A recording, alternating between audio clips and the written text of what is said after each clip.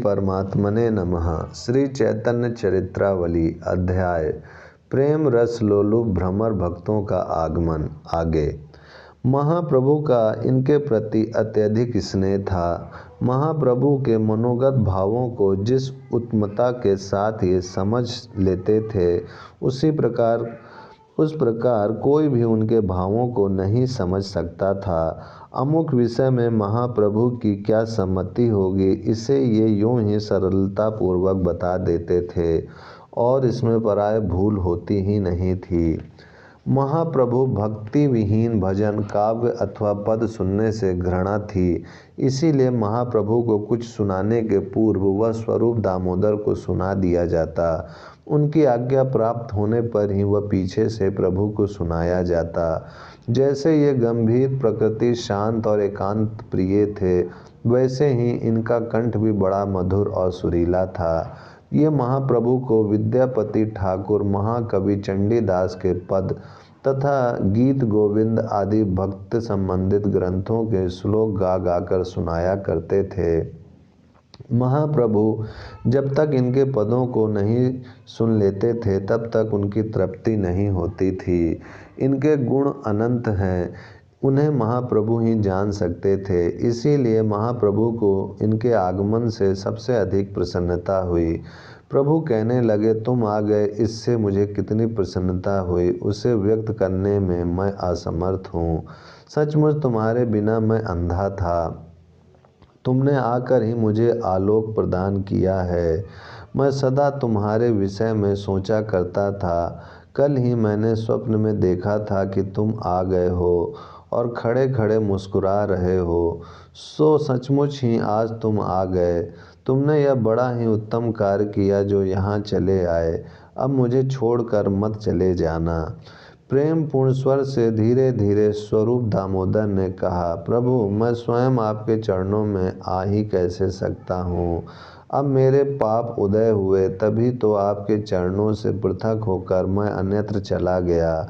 अब जब आपने अनुग्रह करके बुलाया है तो बस आपके प्रेम पास में बंधा हुआ चला आया हूँ, और जब तक चरणों में रखेंगे तब तक मैं कहीं अन्यत्र जा ही कैसे सकता हूँ। यह कहकर स्वरूप प्रभु के चरणों में गिर पड़े। महाप्रभु उन्हें उठाकर उनकी पीठ पर धीरे धीरे हाथ फेरते रहे।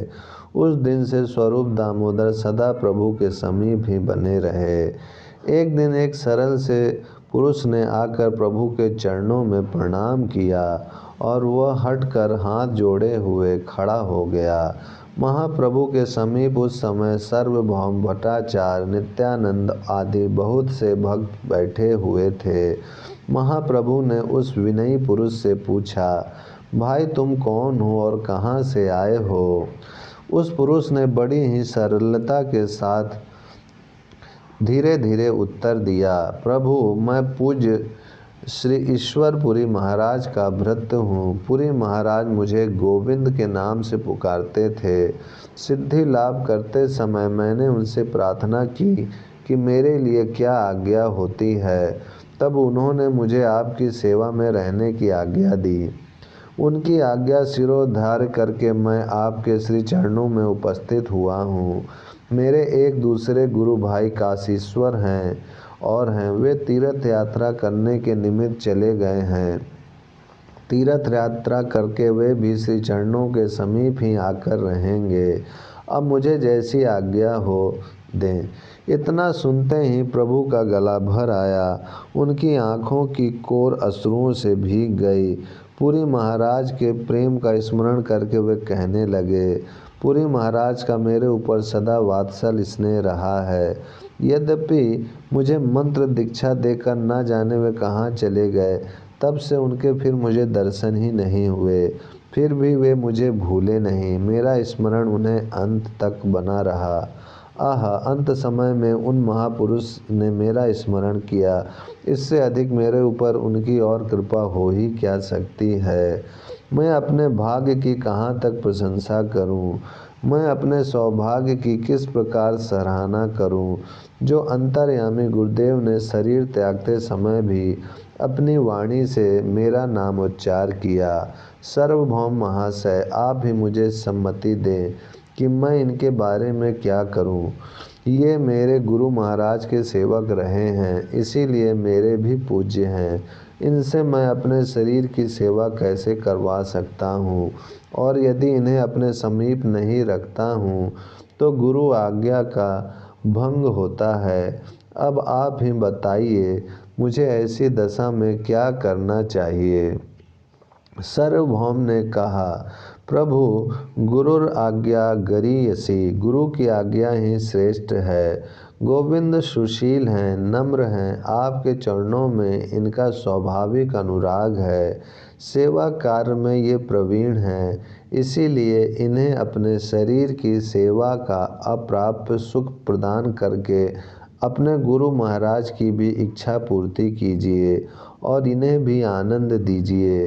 भट्टाचार्य की इस सम्मति को प्रभु ने स्वीकार कर लिया और गोविंद को अपने शरीर की सेवा का कार्य सौंप दिया। उसी दिन से गोविंद सदा प्रभु की सब प्रकार की सेवा करते रहते थे। वे प्रभु से कभी भी पृथक नहीं हुए। 12 वर्ष तक जब प्रभु को शरीर का बिल्कुल भी होश नहीं रहा, तब गोविंद जिस प्रकार माता छोटे पुत्र की सब प्रकार की सेवा करती हैं, उसी प्रकार की सभी सेवा किया करते थे। इनका प्रभु के प्रति वात्सल्य और दास दोनों ही प्रकार का स्नेह था। ये सदा प्रभु के पैरों को अपनी छाती पर रखकर सोया करते थे। गौड़ देश से भक्त नाना प्रकार की बढ़िया बढ़िया वस्तुएं प्रभु के लिए बना कर लाते थे। वे सब गोविंद को ही देते थे और उन्हीं की सिफारिश से वे प्रभु के पास तक पहुंचती थीं। वे सब चीज़ों को बता बता कर और यह कहते हुए कि अमुक वस्तु अमुक ने भेजी है, प्रभु को आग्रह पूर्वक खिलाते थे। इनके जैसा सच्चा सेवक त्रिलोकी में बहुत ही दुर्लभ है। एक दिन प्रभु भीतर बैठे हुए थे। उसी समय मुकुंद ने आकर धीरे से कहा, प्रभु, श्रीमद केशव भारती जी महाराज के गुरु भाई श्री ब्रह्मानंद जी भारती जी महाराज आपसे मिलने के लिए बाहर खड़े हैं। आज्ञा हो तो उन्हें यहाँ ले आऊं। प्रभु ने जल्दी से कहा, वे हमारे गुरु तुल्य हैं, उन्हें लेने के लिए हम स्वयं ही बाहर जाएंगे। यह कहकर प्रभु अस्त व्यस्त भाव से जल्दी जल्दी बाहर आए। वहाँ उन्होंने मृग चर्म ओढ़े हुए ब्रह्मानंद जी भारती को देखा। महाप्रभु चारों ओर देखते हुए जल्दी जल्दी मुकुंद से पूछने लगे, मुकुंद मुकुंद, भारती महाराज कहाँ हैं? तुम कहते थे भारती महाराज पधारे हैं, जल्दी से मुझे उनके दर्शन कराओ। मुकुंद इस बात को सुनकर आश्चर्यचकित हो गए। भारती महाप्रभु के सामने ही खड़े हैं, फिर भी महाप्रभु भारती जी के संबंध में पूछ रहे हैं। इसीलिए उन्होंने कहा, प्रभु, ये भारती महाराज आपके सामने ही तो खड़े हैं। महाप्रभु ने कुछ दृढ़ता के स्वर में कहा, नहीं, कभी नहीं, तुम झूठ कह रहे हो। भला भारती जी महाराज इस प्रकार मृग चर्म ओढ़कर दिखावा कर सकते हैं? प्रभु की इस बात को सुनकर सभी चकित भाव से प्रभु की ओर निहारने लगे। भारती महाराज समझ गए कि प्रभु को मेरा यह मृग चर्मांबर रुचिकर प्रतीत नहीं हुआ है, इसीलिए उन्होंने उसे उसी समय फेंक दिया। प्रभु ने उसी समय उनके चरणों में प्रणाम किया। वे लज्जित भाव से कहने लगे, आप हमें प्रणाम ना करें, आप तो साक्षात ईश्वर हैं। प्रभु ने कहा, आप हमारे गुरु हैं, आपको भी प्रणाम ना करेंगे तो और किसे करेंगे? हमारे तो साकार भगवान आप ही हैं। भारती जी ने कहा, विधि निषेध तो साधारण लोगों के लिए है, आपका गुरु हो ही कौन सकता है? आप स्वयं ही जगत के गुरु हैं। इस प्रकार परस्पर एक दूसरे की स्तुति करने लगे। भारती जी वहीं महाप्रभु के समीप ही रहने लगे। प्रभु ने उनकी भिक्षा आदि की सभी व्यवस्था कर दी। इसके थोड़े ही दिनों बाद श्री ईश्वरपुरी जी के शिष्य काशीश्वर गोस्वामी भी तीर्थ यात्रा करके महाप्रभु के समीप आ गए। वे शरीर से खूब हष्ट पुष्ट तथा बलवान थे।